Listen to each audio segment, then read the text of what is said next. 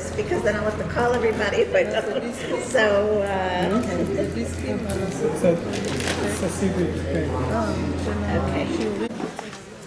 In keeping with the tradition of starting on time, I'd like to welcome everyone, ladies and gentlemen, honored guests. I'm giving the speech. 1 second. For those of you who don't recognize me, my name is Nina Muller. I am chairperson of Chiba. That stands for Chug Yedidot Beit HaKnesset HaGadol, the women friends of the Jerusalem Great Synagogue. I thank Asher Shapiro for handing me his scepter, for opening the evening and conducting the evening. I have the honor of welcoming Ms. Violeta Popoveter, Counselor of the Embassy of Lithuania in Tel Aviv. And to her I say, I'm going to do my best. I learned it in another language, I just found out. Labis vakaras e svike adviken, which means good evening and welcome in Lithuanian. Don't quote me. And to Stephen Lind, can I see if you're here? Stephen, welcome. Editor-in-Chief of the Jerusalem Post, a dear friend and supporter of the Jerusalem Great Synagogue. I welcome you and thanks for being here. Before I introduce our panel, our guest this evening, allow me a few minutes of introduction. They say it's always helpful to catch the audience's attention with a joke or two. So, computer challenged as I am, I Googled Lithuanian humor on the computer, and the search revealed no results. Just kidding, just kidding. When I was thanking Asher for handing me the scepter of conducting the evening, we're trying to bring Chiba, the what we call sisterhood or ladies' league of the synagogue, back on the map. We have a lot of great plans and a lot of great programs, some of which have been implemented. Others need your support and commitment to get going. We need women to give us a hand. So, whether you daven here or you don't, you are most welcome to join and make the dream come true. So, you can either give a call at the office and give your name and your phone number, or come up to me after the lecture this evening. This is our legacy. Looking up the definition, it said, legacy is something handed down or received from an ancestor or predecessor. The parashot this week of Vayakhel and Pekudei speak of the Mishkan, the temple. And there are detailed and intricate explanations of how it should be built. The person in charge is a man by the name of Bezalel, from the tribe, from the Shevet of Yehudah. Hashem, the Lord, fills him with wisdom, intelligence, and knowledge. The verse reads, Vayimale oto ruach Elokim b'chokhmah, b'tvuna, u'v'da'at, with wisdom, knowledge, and intellect. And then the verses continue, Ulehorot natan b'libo, that Hashem grants him in his heart the ability to teach, to transmit. And the Ibn Ezra gives an interesting explanation about it. He says, Yesh chachamim rabim shehem kashim lehorot la'acherim. There are a lot of intellectual people who don't have the gift to be able to give it over to others. The gift given to Bezalel and his assistant, Ahaliav, was to be able to give, to share that knowledge, that intellect with others. This thought allows me the best introduction to the two authors of the book we'll be discussing this evening, The Legacy. They are both klal mention. That's something you'll read about in the book. It means not only to identify with the history of our people, but also its future and its destiny. Rabbi Berel Wein is the founder and director of the Destiny Foundation. For over 25 years, he's been identified as one of the foremost Orthodox historians in the world. And without going into the details of his being the recipient of the Torah Prize Award and being a columnist in the Jerusalem Post, I can tell you after going to quite a number of shiurim and lectures that he has gotten this ability to transmit and to give over, and that's very special. Rabbi Warren Goldstein has been the chief rabbi of South Africa since January 2005. As a national leader, he drives Torah, humanitarian, and educational initiatives across South Africa. He's a qualified Dayan and has a PhD in human rights and constitutional law. And he's also a columnist in the Jerusalem Post. So Stephen, you've got a lot of plugging tonight, so don't worry.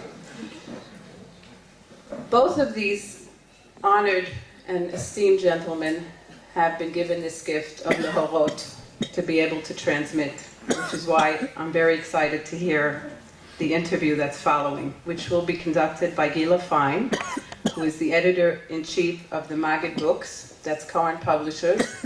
I'm not allowed to acknowledge the presence of my dear friend Matthew Miller, who's the head of Cohen Publishers.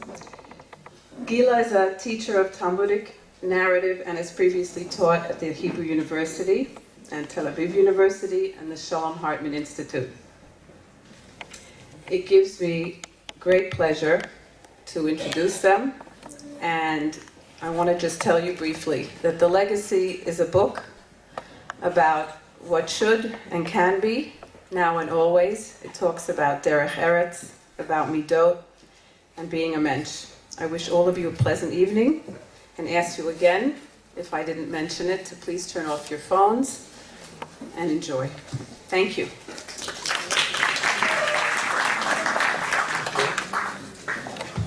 Can you hear me? No. No. Can I be heard?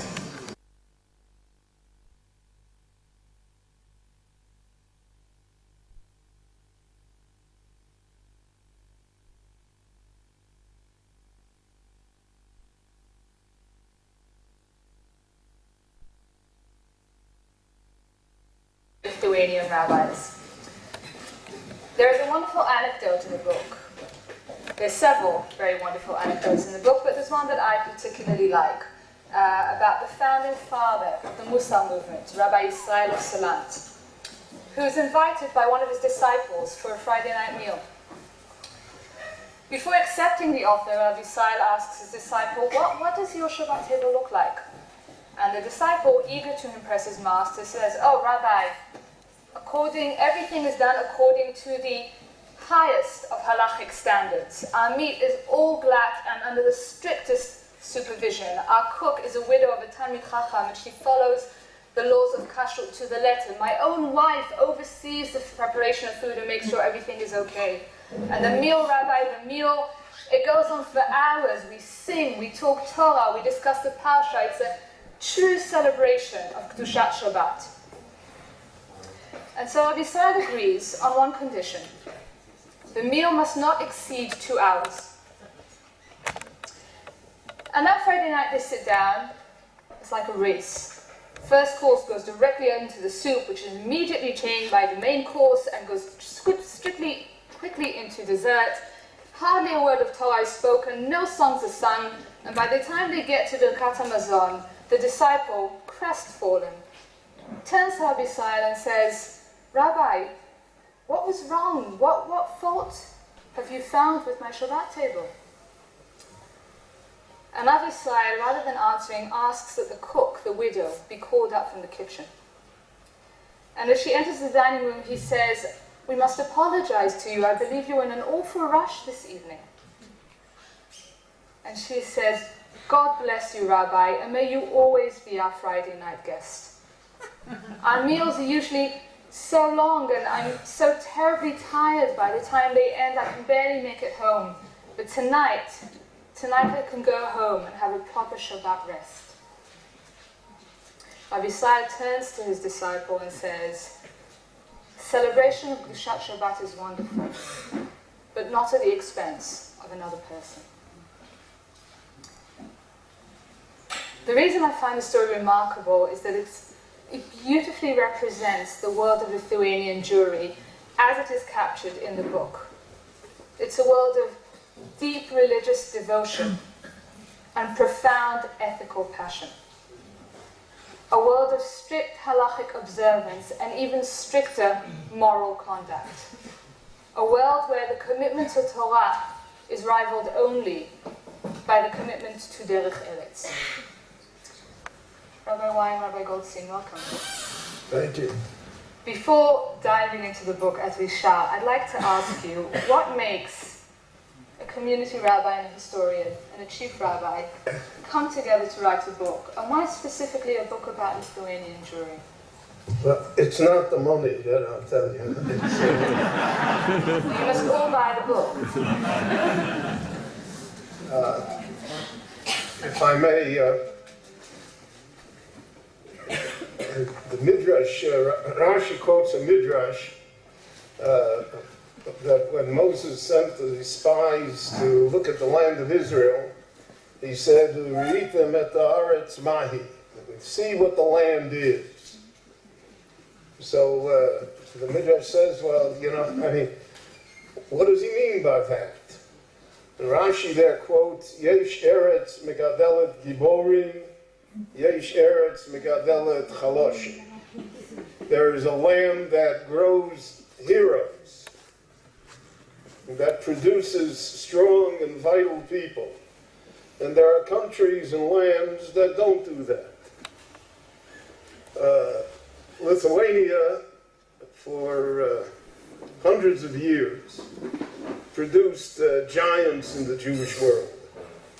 And even though the Lithuanian Jewish community was small in numbers compared to Poland and Central Europe and later Russia, but it was of enormous influence because it produced giants.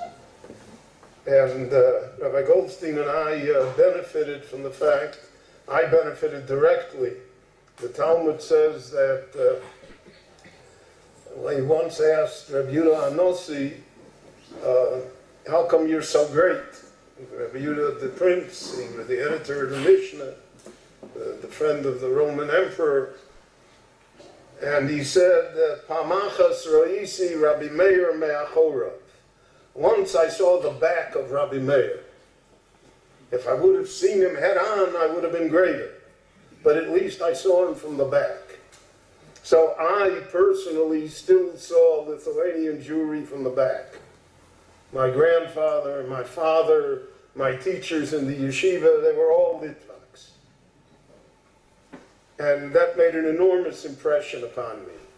Rabbi Goldstein, who is, believe it or not, younger than I am, and will remain so,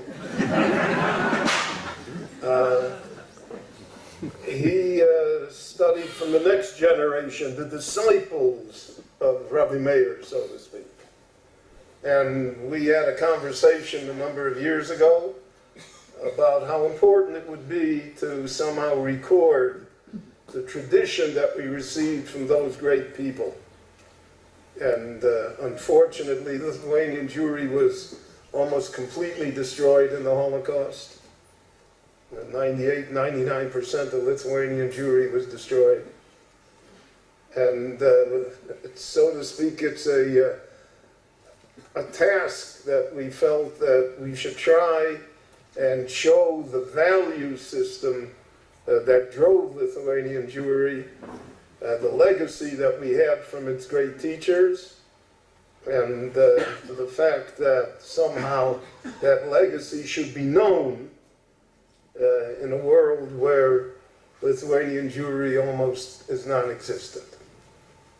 I'd like to pick up on what Rabbi Wein has said Can about... I just add one thing? Sure. She did not Google Lithuanian humor in Hebrew.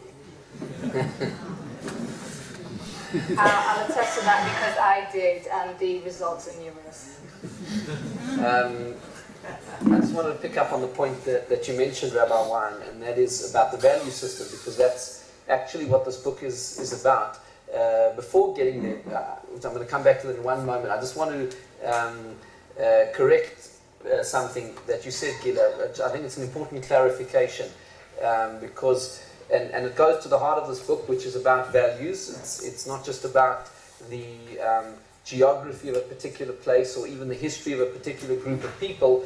It's about the values, and that's what makes this book interesting, because it's talking about values that are incredibly relevant today and tomorrow for how we live as the Jewish people, and we certainly believe that these values have a very important role to play in modern Jewish society. But it's in the context of those values that you began the story, Gila, which I think it's an important story, because it's an emblem of the importance of derech eretz, of the importance of midot tovot, of good character, of decency, of integrity. But the key teaching of these great rabbis was, it's not you need to have Torah, but it also must be ethical and decent and derech eretz. But that the very foundations of Torah are intertwined with the derech eretz. The derech eretz is part of the Torah, and if you try and take it out, there isn't Torah.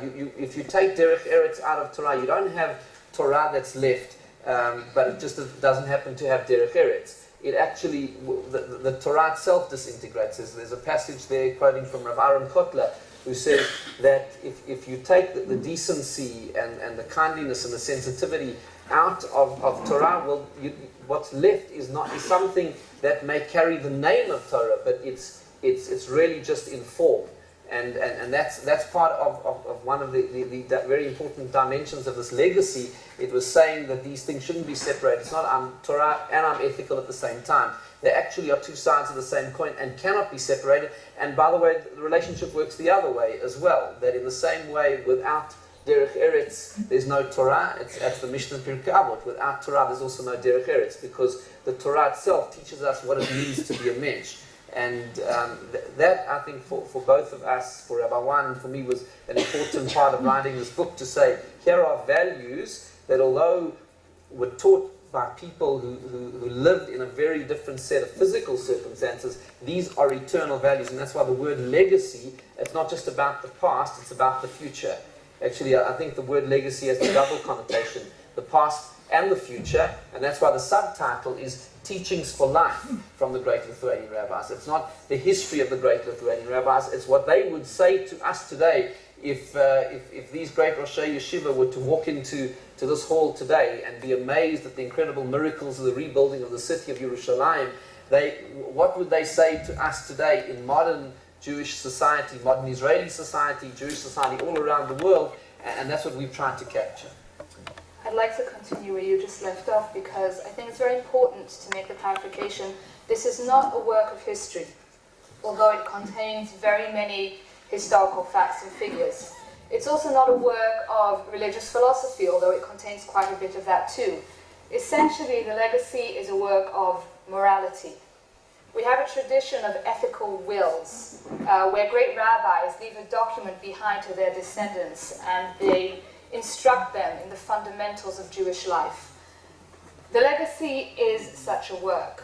It outlines the core values and principles by which a Jew must live. Pleasantness and derech eretz, integrity and dvekut, limud Torah and unity. If you will, it is an ethical will for the 21st century. And so what I'd like to do in the little time that we have is to try and pick at a few of these values, a few of these principles, and discuss them one by one, because the book is divided into 9 chapters, and each one of them highlights another value. And I'd like to start with you, Rabbi Wein. Your first choice, your opening for this book, is the value of pleasantness, which is a very unusual choice, I think. When you think about the cardinal values of Torah, pleasantness is the first thing that comes to mind. And so I'd like to ask, why was that the first choice? What's so significant about pleasantness?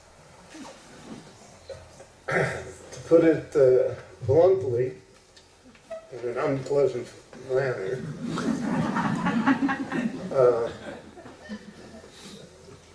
if you're not pleasant, or if the actions are not pleasant, it's not part of Torah. We recite the famous verse from Proverbs, Jocher darchei noam. The ways of the Torah are pleasantness. So we see that the Talmud, for instance, says that on Sukkot there is a great palm branch, a great lulav, that's kosher in every way, and it's beautiful, and it's big, and it's plentiful, but we're not allowed to use it because of the fact that it has thorns at the bottom. And a person that comes to cut it will prick his hand. So that's not Jocher darchei noam. The Torah would not tell us to do such a thing. That does not reflect pleasantness. When we find great halachic opinions by many of the great Lithuanian rabbis on very complicated and really delicate subjects, such as freeing a woman whose husband has disappeared and other matters such as that, or helping a woman who can't have children and how to work that out. And they say, well, Jocher darchei noam, the ways of the Torah are pleasantness, and therefore I have an obligation somehow to find a pleasant way out of this situation. And I think that that's a bedrock value in Judaism. If it's not pleasant, you know, the Rebbe of Kotsk used to say that there are no fast days in the Jewish world. He said there's only Tisha B'Av and Yom Kippur. He said Yom Kippur, who needs to eat, and Tisha B'Av, who can eat. So there are no fast days. We are not a religion of asceticism. We're not a religion of deprivation. We're not a religion that advocates poverty, though we advocate balance in how a person treats money. We're supposed to be pleasant people.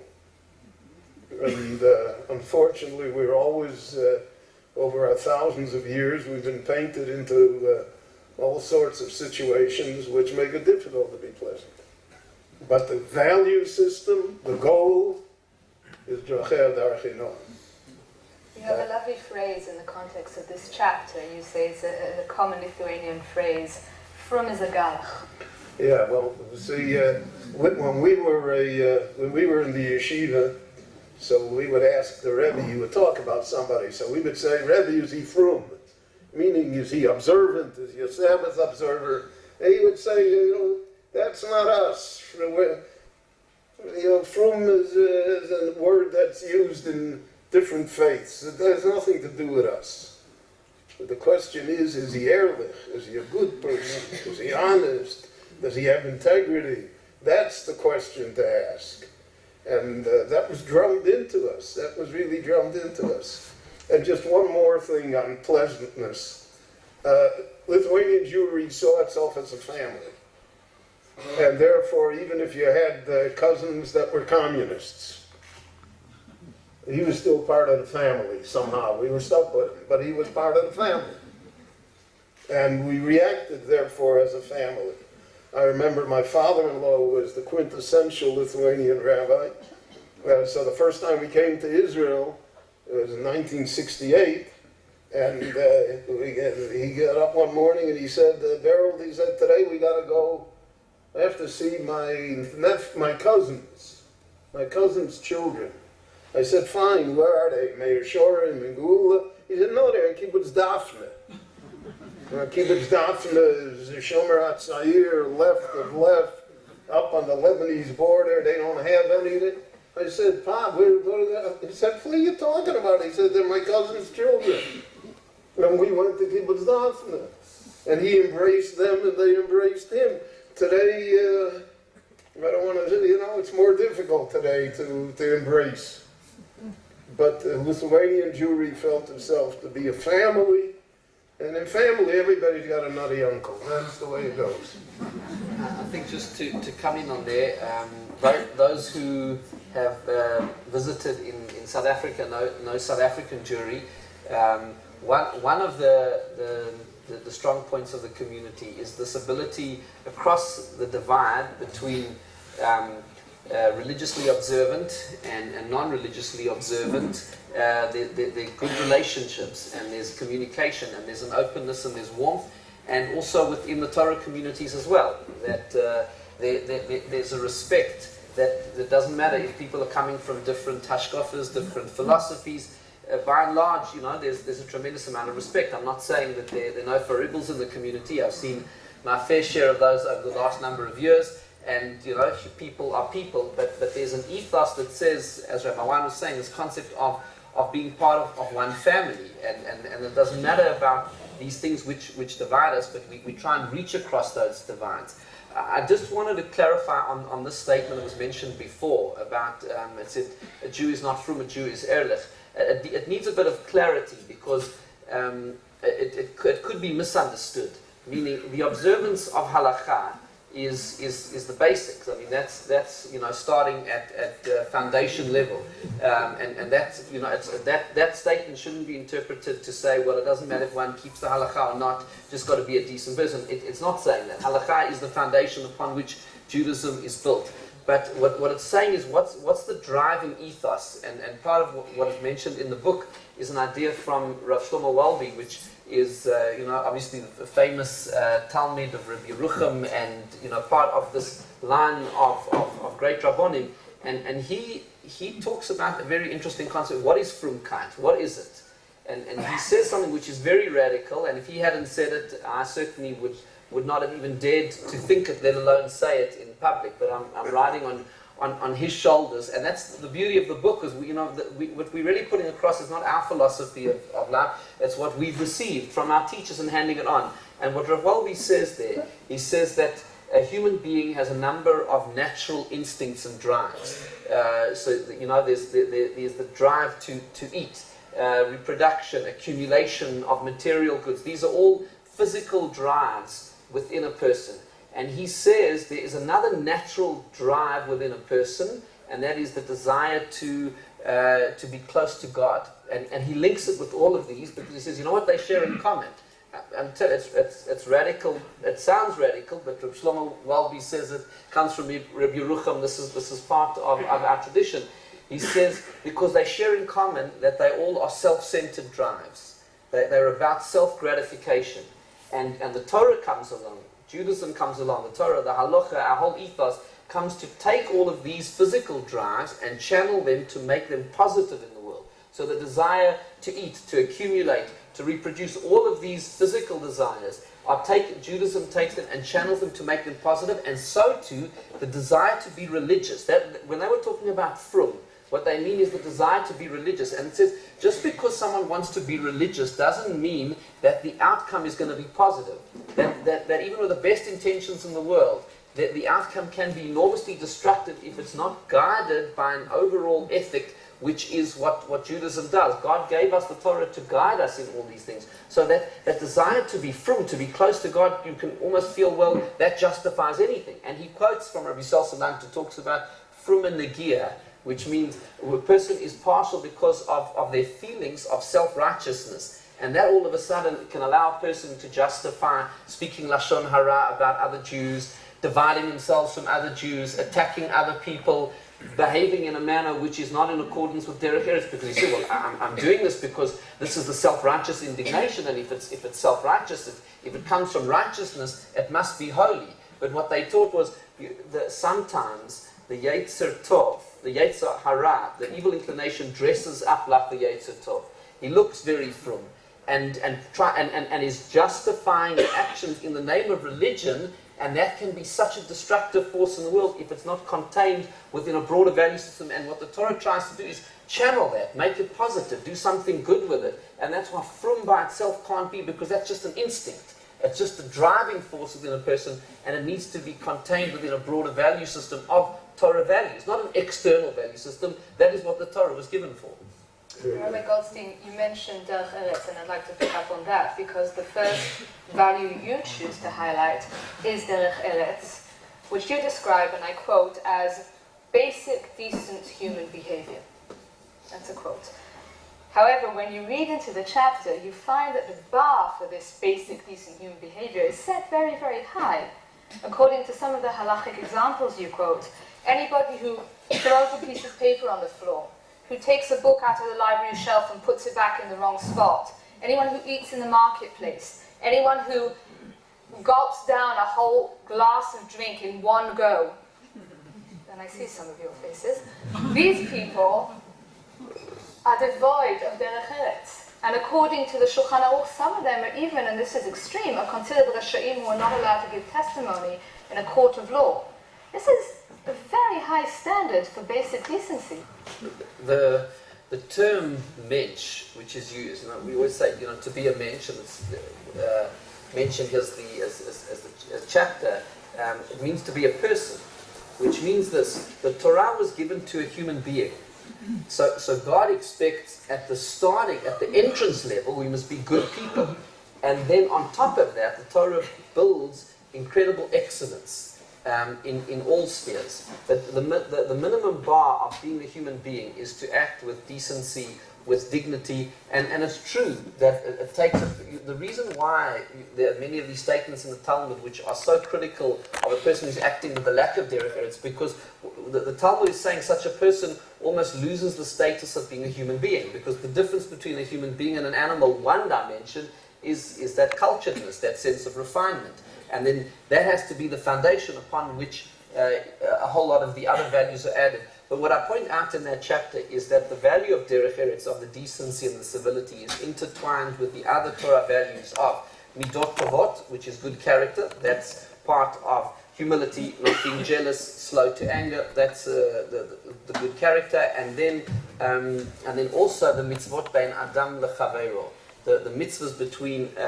interpersonal mitzvot, and there's a lot of interplay between all of these values. You take, for example, a commandment like honoring parents. That is a mitzvah. It's also derech eretz. It's also midot tovot. It's also good character. So these values are intertwined. But the derech eretz that you're referring to in your question is about the refinement of a person, and this is something I'm sure Rabbi Wein has many examples. But I remember my Rosh Hashiva, blessed memory, talking about this often. He used to say, for example, tzitzit, wearing tzitzit. He said, look, you want to wear your tzitzit in or out, that's you can make that decision, but they must be neat.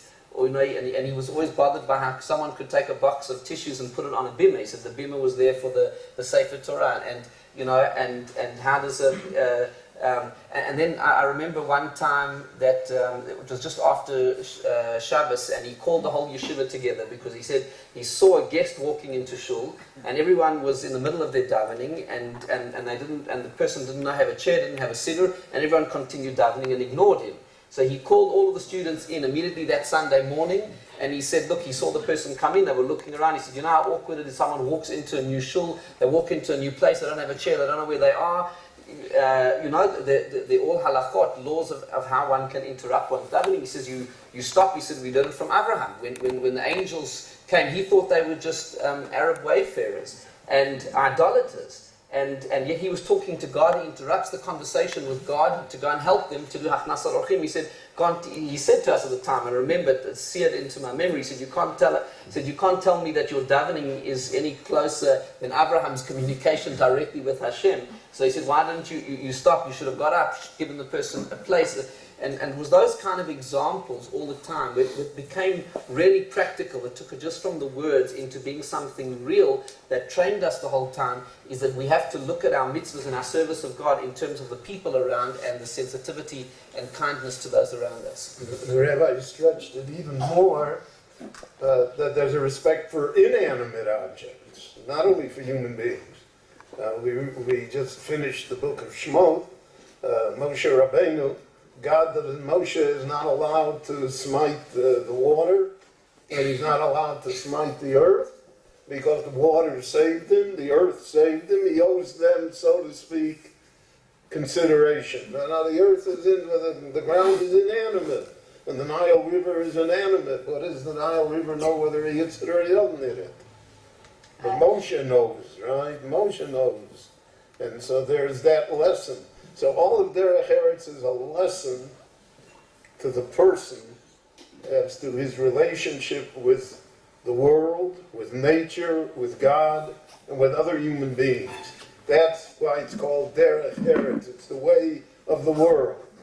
And so therefore it gives us a different perspective. I remember when I was in the yeshiva that if you took a candy wrapping or something and left it on the floor, he would not start the class. He wouldn't. He'd say, "Well, we can't open the Gemaras because look at that." And we would say, "Oh, like an American kid to throw something on the floor. I mean, that's as natural as baseball. I mean, how can?" But eventually, we got the message that somebody's got to clean it up, right? You throw it on the floor, somebody's going to have to clean it up, and therefore you owe somebody the derech eretz of not doing it. So, the book begins with. And I just want to make one more point. We're talking here about perfect people. There are no perfect people. There weren't perfect people in Lithuania either. When you said it set the bar high, certainly it set the bar high. Because if you don't aspire for great things, then you can't accomplish even the small things. The Torah sets the bar very high, and the Torah itself says, "Ein tzadik ba'aretz asher ya'aseh tov v'lo yachta." There are no perfect human beings, but that's the bar. That's what it's supposed to be. And if people say, "Well, it's good enough," And that's why I think, following on what Rabbi Wein is saying, that in the book there was even a part where we had a discussion. I remember our telephone call, because in Rabbi Wein's chapter he mentions the very tragic story of Rabbi Salanter's son and the difficulties and of what took place. And I said it's quite that incident is quite jarring. But he said it's true. Would you tell us a bit about the incident for those who don't? The incident was that Rabbi Salanter had a son that was a great mathematician, and he was offered a professorship in the University of St. Petersburg. And the University of St. Petersburg was so anxious to have him that they said, "You don't have to convert," because otherwise every Jew that wanted a professorship had to convert to the Russian Orthodox religion. You don't even have to convert. But he no longer was an observant Jew, and he created something in mathematics called the Lipkin parallelogram, which until today in geometry, I never got past 4th grade, but in geometry somehow it does something. And it's named after him, the Lipkin. Rabbi Salanter's name was Lipkin. So the enlightened ones of his age who wanted to push the idea of professorships in secular studies over Torah took an ad in the newspaper, and they said, "We want to congratulate the great Rabbi Yisrael Salanter on the honor that he has, that his son was appointed professor in the University of St. Petersburg, etc., etc." In the next issue of the newspaper, Rabbi Yisrael Salanter took an ad, and he said, "Since all my life I have tried to tell the truth, I want you to know that I have no nachas from my son, and that I do not approve of his ways, and that anyone that can help return him to Jewish observance, I will be grateful to him in this world and in the next." Signed, Yisroel Lipkin of Salant. So it's not perfect, right? Now you see why I didn't want that in, which I then brought it to your attention now. But Rabbi Wein's point was. But the point is, you see the greatness of Rabbi Yisrael, and you see that there are, no matter how great you are, the perfection escapes us. And I think that's the point, is that we live in a world which is filled with imperfections, because as human beings God gave us free choice. And I think that's why also it's important to have that story in the book, because this book is not an attempt to idealize a particular society and say that it was perfect, and to look at everything with rose-colored glasses. It was a society of human beings. There was greatness, there were failings, but we have to keep on setting the bar as high as possible to come back to this point. And the great Musa teachers set that bar so high. Even this thing we're talking about, Frumkeit. You see what the Musa movement did was said, look at everything we do and introspect and think all the time.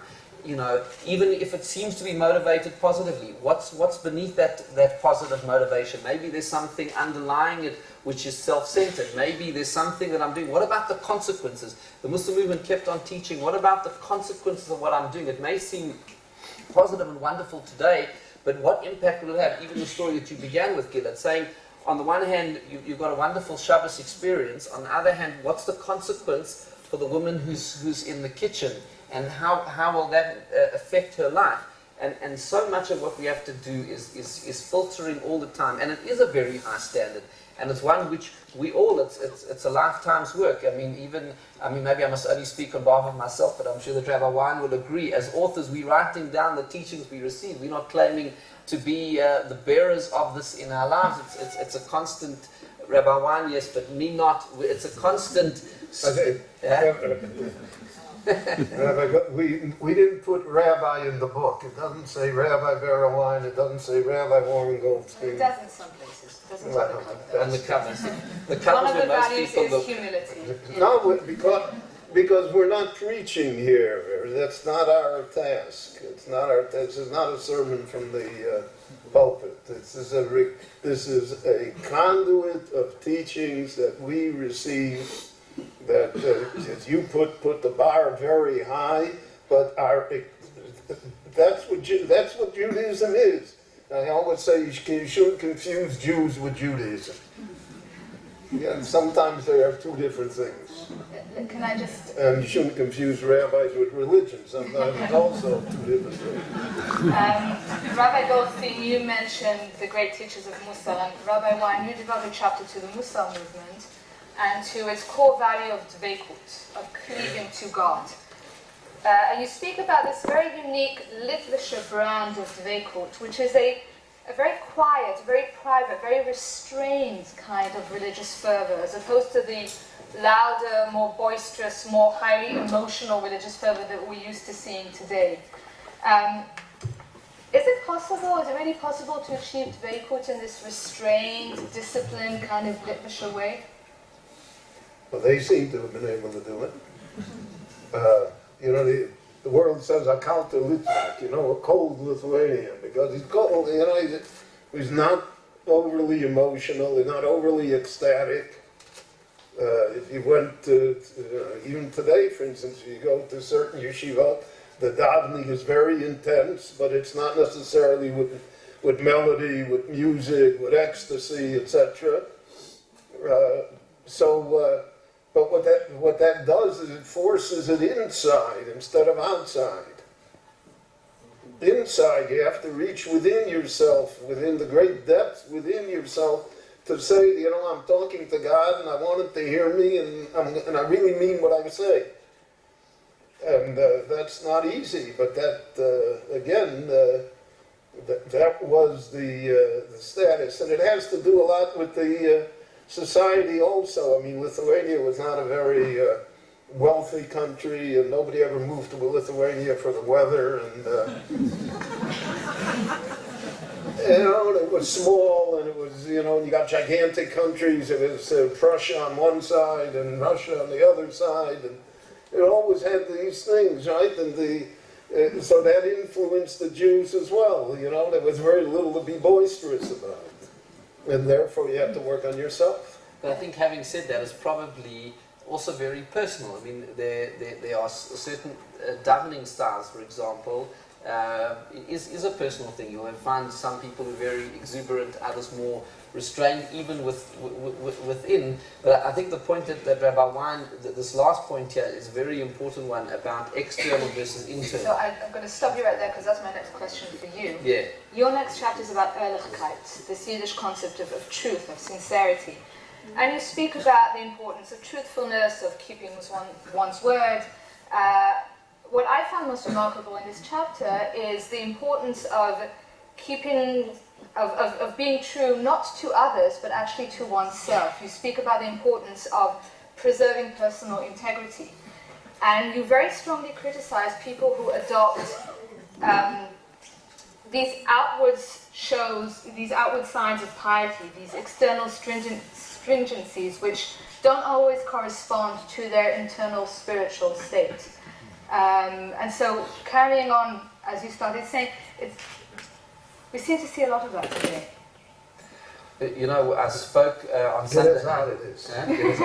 I spoke on Sunday night in Ramat Beit Shemesh, and I spoke a bit about some of these issues, and then someone in the audience stood up and used the ammunition, in inverted commas, that I'd been speaking about against another group of Jews in Israel. And I said, you know, the great teachings of the Mussar movement was that if you hear something really interesting about human nature and about the need to introspect, that's introspection is self-introspection, because you know, some people think, okay, that's a wonderful sermon, he's talking about the guy next to me, and I think that's our reaction always has to be internal, which it was. But I wanted just to pick up on this point that you mentioned about external versus internal, because this was a very important value of integrity, of outside piety reflecting who we are inside. And one of the most remarkable halakhic rulings, I mean, you hear this and it's almost, it's difficult to believe, but it's written there in the Tshuvas of Rabbi Moshe Feinstein, where he was asked about the Shaila blended whiskey. And I'm not going to get into the halakhic technicalities of what that is, but Rabbi Moshe Feinstein looks at the different opinions, and he says that in his view there are lenient opinions with it because of the grapes and the Yain Nesa, and there are stringent opinions. And he said in his personal life, he follows the stringent opinion. But he says those who follow the lenient opinion, they've got good halakhic grounds to rely. But then he adds this amazing thing right at the end of the tshuva, just almost throwaway, almost unaware of him, what he's writing. He says, but when he's in public, he will have the blended whiskey in accordance with the lenient opinions, so that it shouldn't look like yuhara, which is a halachic concept in the Gemara, which is arrogant. So here you have Rav Moshe Feinstein, the greatest Gadol Hador, the great. You know, I remember when our Rosh Hashiva used to speak about Rav Moshe, saying the greatest posek, post the war, full stop. And he feels. Personally, he feels he needs to follow the stringent opinion, but when he went in public, he went with the lenient one because he didn't want people to think that he's carrying himself in an arrogant fashion. And that's just a reflection of the kinds of values that we're talking about here, that says, what are the consequences, you know, and how, and then one has to be constantly aware of what it looks like to other people. And this is what one's doing, is it creating barriers? Is it creating an impression of superiority? Because what Rav Wolbe talks about in Frumkeit is that it's so often driven by desire to show superiority over another person. It becomes climbing the corporate ladder, but from a religious point of view, because look how frum I am versus you. And that's why there was this big emphasis on, fine, you know, if you want to take on something which is of greater stringency, do it privately. Even privately, make sure that it's in accordance with who you are as a person. One of the tells the Rosh Hashivas used to always tell over this thing. I heard it from my Rabbi, and that is there's a discussion in the Gemara about how long you have to wait after meat to eating milk. And so one opinion, so I think it was Marukva, he says, you know, my father used to keep, he said, I'm Vinegar, the son of Wine, because my father kept 24 hours and I only wait from one meal to the next. So Avram Yitzchak Bloch, that tells the Rosh Hashiva, blessed memory, said, well, if he felt it was such a great thing to keep the 24 hours, then why didn't he do that? So he says, because he felt he wasn't on the right level. And that when that stringency, when he takes on that stringency, it wasn't him. It wasn't him. It wasn't a true reflection of. He felt his father was greater than him, and his father could take on such a thing, but not him. And often people fall into wanting to get the latest stringency because it can become a status symbol of who they are. I'd like to ask you both. Each of you, in your own way, touch upon the centrality of Torah study. And so I'd like to ask you, the yeshivot of, the great yeshivot of Lithuania, Volozhin, Mir, Slobodka, Tels, to name a few, they've become the prototypes for all modern yeshivot today. So much so that the term mitbak is almost synonymous today with this intense, rigorous study of Torah. I'd like to know why, out of all of the B'nai Midrash of Europe, what is it that made the Lithuanian yeshivot the golden standard for Torah learning? Because Chaim Volozhin, Chaim Rabinowitz, who was the founder of the great yeshiva in Volozhin, he emphasized over and over again that it's Torah Lishma. It's the sake of the study of Torah for the sake of the study of Torah, period. It's not for honor, it's not for a position. In fact, in the Lithuanian yeshivot, it was not, so to speak, acceptable even that you should get rabbinic ordination. If you wanted to get rabbinic ordination, you went to private rabbis and they ordained you. But the yeshiva didn't, because that was not its purpose. Its purpose was the study of Torah. And Reb Chaim pointed out that the study of Torah is essential for the preservation of the Jewish people. The Jewish people cannot survive without Torah. If we have Torah, we can have everything else. You can have the Hebrew University. But if we only have the Hebrew University, then you're going to make it.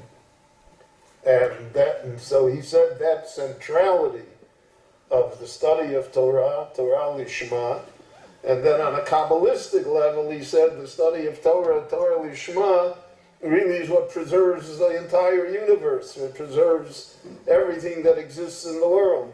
And therefore, in Volozhin, for instance, they had shifts of people studying Torah, so that Torah was studied 24 hours a day, 365 days a year. It never stopped. I remember my grandfather of blessed memory told me that when he was 14 years old and he came into the yeshiva, so the young guys that came into the yeshiva, they gave him the 3 in the morning shift. He had to study from 3 to 8:30 in the morning when they would die. But that was that didn't exist anywhere else in an organized form. It exists amongst individuals, great individuals, but in an organized form, that's a Lithuanian creation. And if I may add, it's also a question of strategic vision. Because if you think about it, looking at the Jewish world, that we are facing so many different challenges of assimilation, of different threats, and really what they taught was a phrase that we heard so often from a particular midrash, which says, Hashem said, Alavai, if only the people would leave me but still learn my Torah, Hashem says in the midrash, because Hama'or Sheba Haya Machzirim L'Mutav. The light within it will bring them back to the good. And that's a belief in a strategic vision for the future of the Jewish people, that the root of all ills is when we are detached from Torah learning, and the source of all blessing is when we are connected to it. And so there's that sense of we as a people have to be connected. It's contained in one story where the Gemara relates the great Rabbi Yochanan ben Zakkai was given a chance to save the city of Yerushalayim and the Beis HaMikdash. When he was talking to the Roman general outside the city who had just become the season, he was given that opportunity to save it all, and he said, in place of Yerushalayim, he said, Tenli Yavne v'chachameha. Give me Yavne and her sages, because he knew that as long as there was Torah learning going on within the Jewish people, that would be the energy and the light that would ensure that we would have the strategic vision, whether as individuals or as a people. If we're not learning, we don't understand what Hashem wants from us. We don't understand the light of His wisdom and to be able to give us the full context for our lives. So, I'd like to bring this discussion to a close because it's getting a bit late, and like obviously I want to make sure you all have a good night's rest. But I would like to just ask. I think they began their rest already.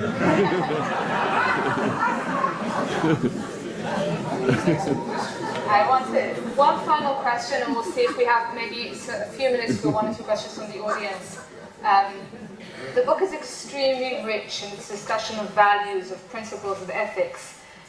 If I had to push you and say, choose one value, one teaching that is most pertinent, most necessary for our generation today, which would it be?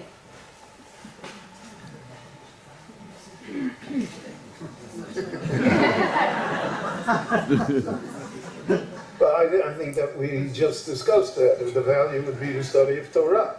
If we have Torah, then we can have Derech Eretz, we have everything, right? Because everything is in the Torah. But if there is, God forbid, no Torah, there's no loyalty to Torah, So then, Derech Eretz becomes the platform of the Democratic Party in the United States, and which can change every 4 years, right? So the centrality to me is that idea of Torah. And I'm going to say something else, and that is, in a certain sense, what we're trying to do here was we painted ourselves into a corner, because you see it in the introduction to the book, which is very important. Don't skip over the introduction. It gives the full context for understanding what the book is about. Because what it raises is this: at the heart and soul of Judaism is that everything is important. The Mishnah Pirkei Avot says, "Havezayir b'mitzvah kala kebechamura." Be careful with what you perceive to be a light mitzvah, like you would with something which is serious, because we take it all of Shulchan Aruch, all of the Torah, all of Tariq mitzvot. We embrace it all. But what the book is arguing for is focus on certain key values. And that sounds that it's in conflict with that basic Torah value that we have to do everything. And of course, we have to strive to do everything. But at the same time, if you look through the ages, you will see, as you mentioned, Gila, the Ramban wrote a letter to his son, famous letter that people still study to this day. Now, why didn't he just say to his son, it's an ethical will, it's an ethical instruction for how to live his life. He instructs him about humility and the equality of all people and Yirat Shamayim and fear of God. Why didn't he just say to him, keep the mitzvahs? One sentence, keep it short. The Vilna Gaon, when he wrote a letter to his family when he was trying to make Aliyah at that point, he wasn't sure when he was going to see them next. It was going to be a long time before they would be reunited. He wrote a letter for how to live in their home. He said, talk to each other kindly, don't lie, respect your mother, respect your grandmother, respect each other, and use words gently, and all of those. Why didn't he just say keep the Torah? Could have said one sentence to my dear family, keep the whole Torah, full stop. But he didn't do that because made for very bad publishing later on. That's right. So what did they do? They said there are certain key values which are the life force of what the Torah is about. And our whole expression of our Judaism has to conform to those central values in order for it to be called true Torah. And what we've done in the book is to highlight 5 or 6, just a handful of key values. So to take this entire system and turn it into 5 or 6 key values, that was a big enough step. And then to take all of that and turn it into one, so that can't be done. So that's my answer to your question. Great. That was a true Shammai answer, wasn't it? Not on one leg. All right, so we have very little time. If there are 1 or 2 questions from the audience, we're happy to take them. Yes, the lady with the hat, and there is a roving mic on the way to you.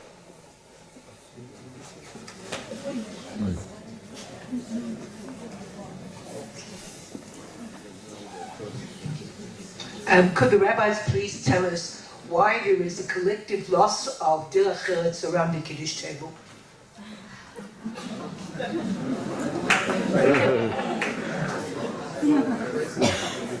I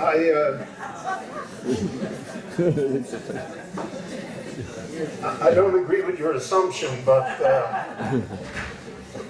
one point I think should be made, and that really is not made enough, and that we are still suffering from the Holocaust. And we will suffer for, in my opinion, many generations to come yet. And its effects are very long-lasting. And that a lot of the things that you see in the Jewish world today are because of what happened to us. And therefore, you cannot judge the Jewish world harshly. I remember that I came once to Israel after the Yom Kippur War, and the mood here in the country was terrible. 2,600 soldiers were killed, and the country was almost lost. And I went to see a great rabbi, really, to cheer me up. And he said to me, the whole Jewish people, he said, we're in a hospital. He said, some are in intensive care, some are in the psychiatric ward, some are in internal medicine, some are outpatients. But we're all in a hospital, he said. And what's the first rule in a hospital? Quiet. So the doctor doesn't come in the morning and say, "Why aren't you better today? Why aren't you out of bed?" So then what are we hollering about? Why are we so critical? And I think that applies to the state of Israel, that the world shouts at us. They don't realize that we are still in the hospital.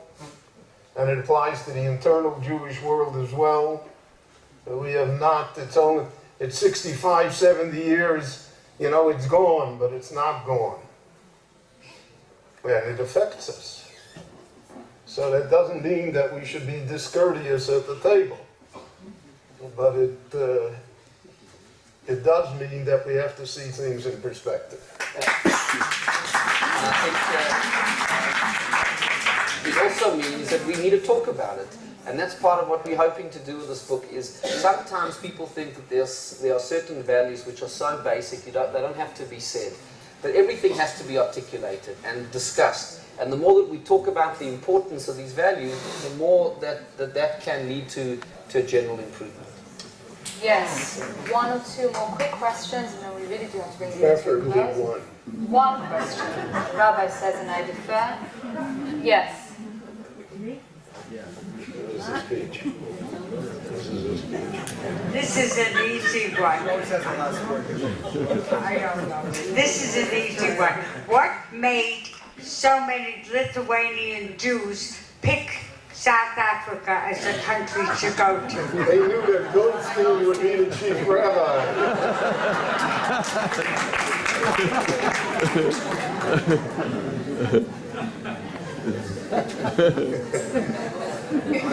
I think that...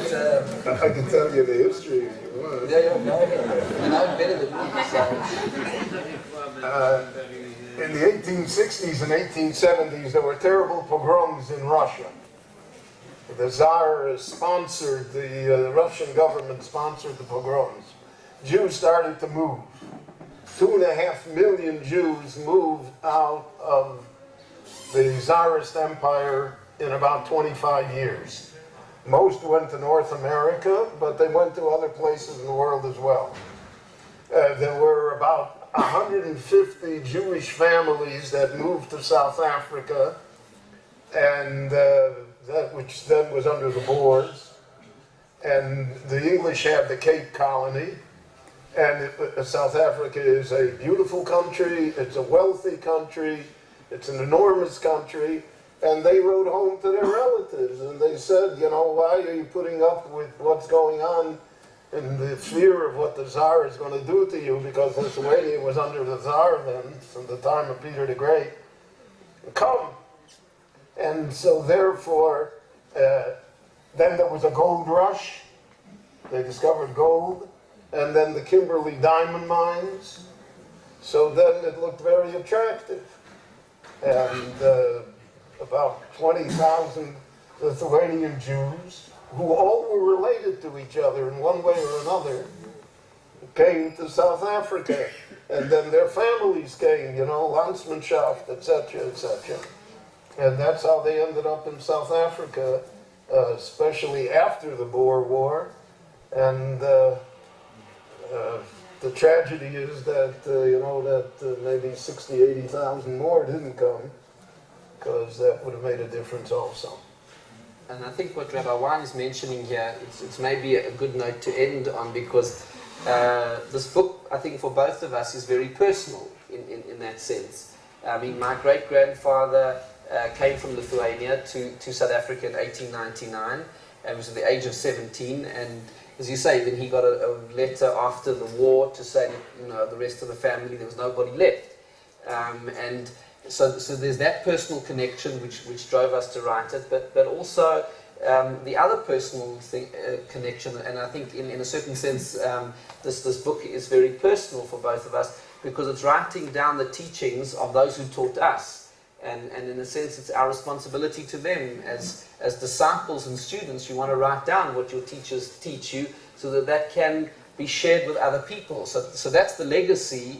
It's a legacy for all of us, but in a personal way it is. And there's that real sense that we have received a tradition which we're now trying to hand on, and that's why we felt it was so important to write it down.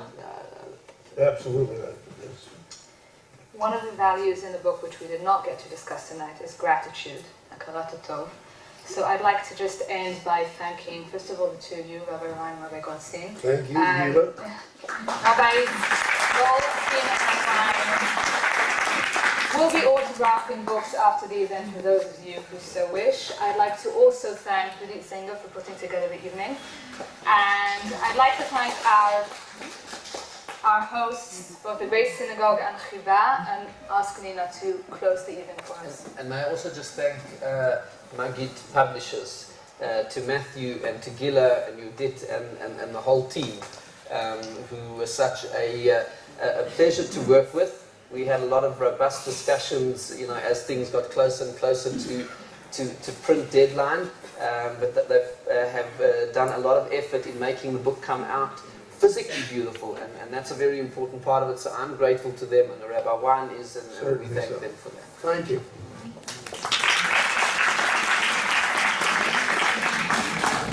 I think you'll all agree that it's been a very enlightening evening, and that we'll all go home thinking about our legacy. It was an interesting note that I read that says, since we are feeling very much that we're living in what we call Ikvasa de Mashiach, or Ikvata de Mashiach, time of the Messiah coming. And someone wrote that at that point, or at this point, the Litvaks will recognize that Hasidim also know how to learn, and the Hasidim will realize that Litvaks also are doing Avodat Hashem. On that note, before I say Labas Vakaras to all of us, which means good evening, I would like to say, on behalf of Chiba, I hope that in 20, 30 years, when we will meet again for another interesting panel, that there'll be very special stories, not about the women in the kitchen on Shabbat, and not about the women in the back of the bus, but the women who are bringing and inspiring and sharing the legacy. Thank you very much. Remember to put your phones back on, everyone. Okay? Excellent. So I want to remind everybody that the rabbis will be available for book signing at the two tables here to the right. Both rabbis will be available for book signing. Books are available for sale outside. And thank you again for coming. As Nina said, remember to turn on your cell phones. And don't forget to go home with an autographed copy. Also, please remember to look out for things that are happening with Chiba and at the Jerusalem and Great Synagogue. There is Saturday night, March 9th, a very interesting program. Keep your eyes open. Thank you. Saturday night, Dov Lipman.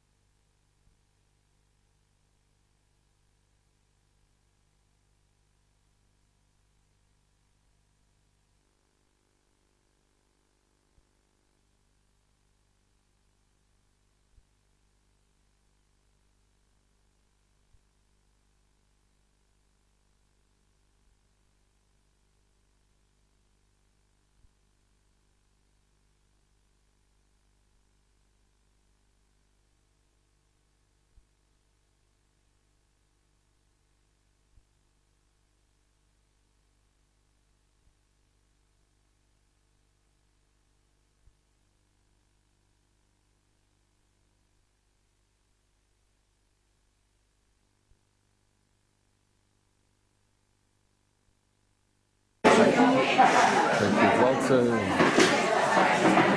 very nice.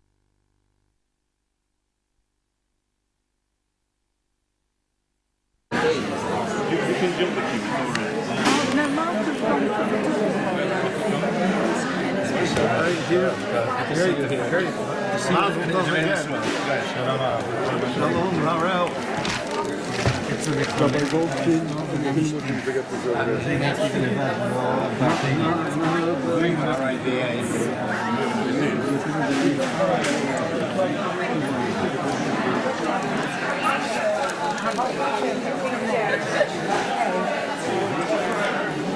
And the values they experienced in Lithuania, growing up in that society.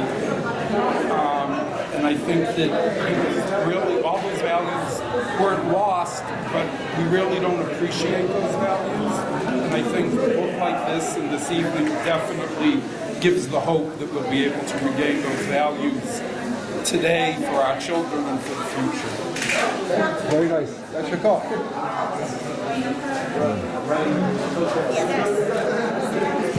It's 100 shekel.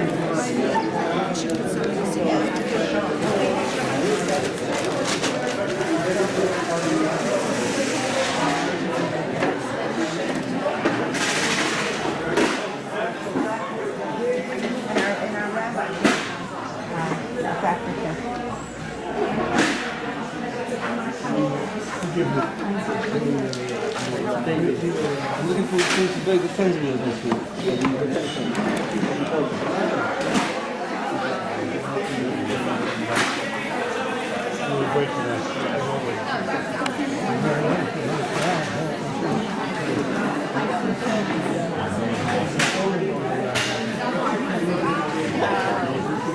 There's also, you know, Mindy Harris's brother is here involved. Mindy Harris.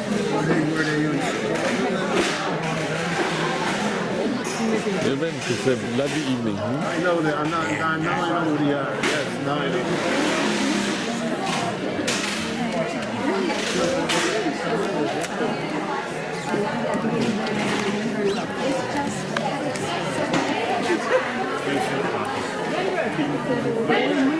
Thank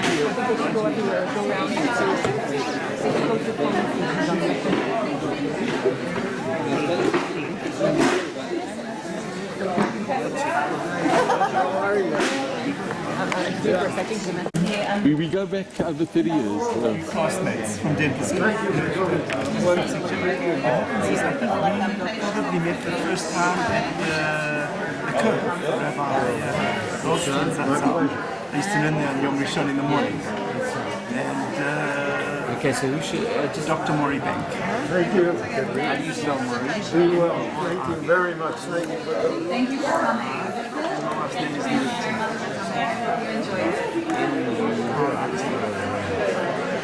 The Lebanon War, you came to Israel and I made contact with you and you said that you're Sold being a lot of invited books. up north.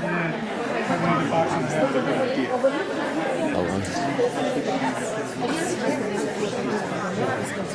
Welcome home. Square Grove is amazing. Just one more thing, your book is an amazing sefer, but I want to suggest How important is to be a mensch, and the value of good midot and of Torah and Derech Eretz. I think it's a wonderful combination, and it's inspired by all great Jews everywhere, but particularly the Jewish, Lithuanian Jewry. Her grandfather was one of the main rabbis of the Lithuanian Muslim movement, which is Rabbi Berel. And as an exponent, she represents the muster of her grandfather. I say very good. Very I good. say that exactly. Wow. What do you think the important message of this book in terms of what it can do today for the Jewish people today? This message of this book affecting the community, the Jewish community here. I mean, what would you hope that it might be able to do? I think the messages of this book and the legacy as described by the rabbis is eternal. And whatever was true of the latter day is certainly true for today. And it was all good and stand us instead. teach respect for our fellow Jew, which is a very important aspect. And I think that a lot of people have lost that today. And I think, hopefully we'll read the book, we learn more about it, and those will be the role models, the two authors that we'll follow. Okay, very nice. Great, excellent. Rabbi from South Africa. Yeah. So my name was Lopian before I got married, so it's the same name. Lopian, Lopian. I have my mitzvah in Rabbi Really? Yeah. You know what boys? Sure. Daniel taught me. David, we knew wonderful. And you live here in Yerushalayim? Wonderful.